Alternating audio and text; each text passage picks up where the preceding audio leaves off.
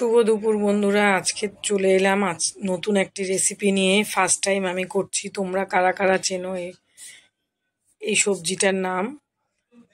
আমি মানে মার্কেট থেকে আসার সময় দেখতে পেলাম, তো জিজ্ঞাসা করলাম দোকানদারকে এটার নাম কি। তো বললো এটার নাম হচ্ছে সোনা ফুল। তো আর একজন কিনছিল নন বেঙ্গলি, সে বলছে যে এটা নাকি খেতে খুব ভালো। তো কি করে করে রেসিপিটা আমাকে বলে দিল। তো নিয়ে চলে এলাম। এটা 100 টাকা কেজি। ফার্স্ট টাইম আমি কোনো আগে দেখেছি। তো এটা যে সবজি বানিয়ে এরকম করে খাই কখনো জানি না। তোমরা কারা কারা চেনো কমেন্ট করে বলবে। আর কি নাম? দোকানদার বললো সোনাই ফুল নাম।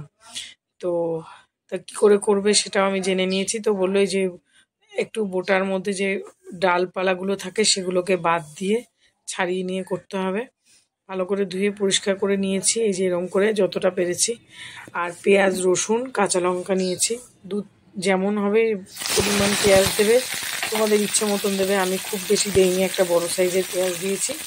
আর 4-5 কোয়া রসুন দিয়েছি, কাঁচা লঙ্কা দিয়েছি, কাঁচা পাকা লঙ্কা দিয়েছি। তো কড়াইতে তেল দিয়েছি বেশ খানিকটা, দিয়ে এবার এটাকে ভালো করে ভেজে নেব পেঁয়াজটাকে। পেঁয়াজটা একটু সুন্দর করে ভাজা হতেই, খুব বেশি ভাজা প্রয়োজন নেই, অল্প করে ভেজে নিয়ে তারপর যে বেছে রেখেছিলাম সেই ফুলটা, সোনাই ফুল না কি নাম আমি কোনোদিন শুনিনি। তো যাই হোক, করে দেখি কেমন খেতে। তো এবার এই ফুলগুলোকে দিয়ে দেবো। এখানে 250 গ্রাম আছে।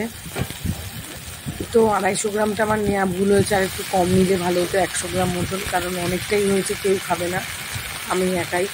তো একদিনে খেতে পারবো না, 2 দিন ধরে খেতে হবে।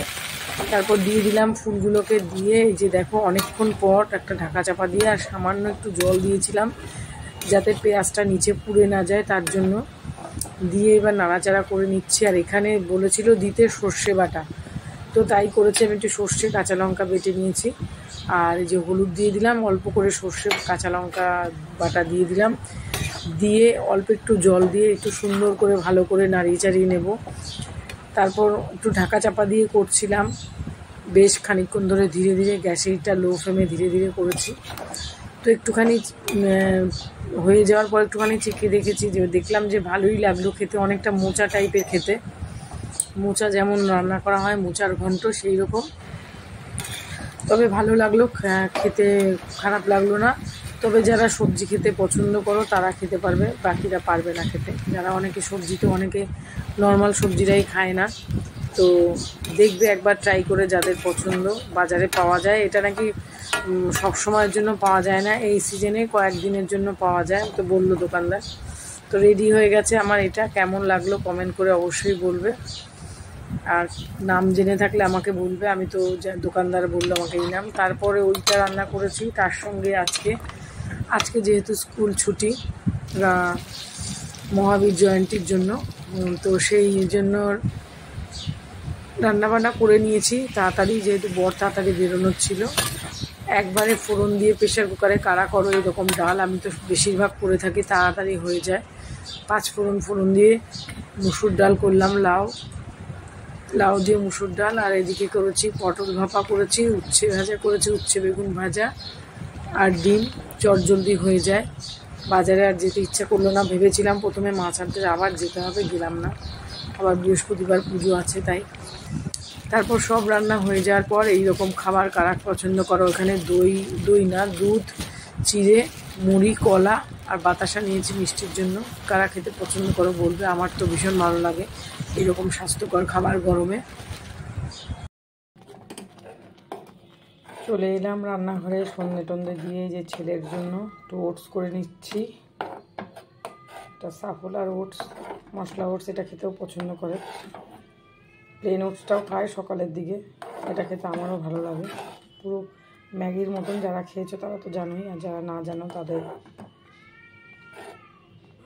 যে রেডি হয়ে গেছে, এবার সন্ধ্যের টিফিন এটা দিয়ে দেবো। এটা খেয়ে তবে পড়তে বসবে।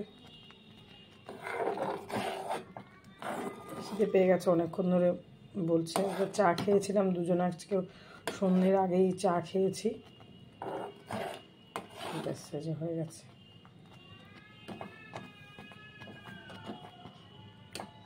বন্ধ করে দিলাম, একটু ঠান্ডা করে তবে দেব।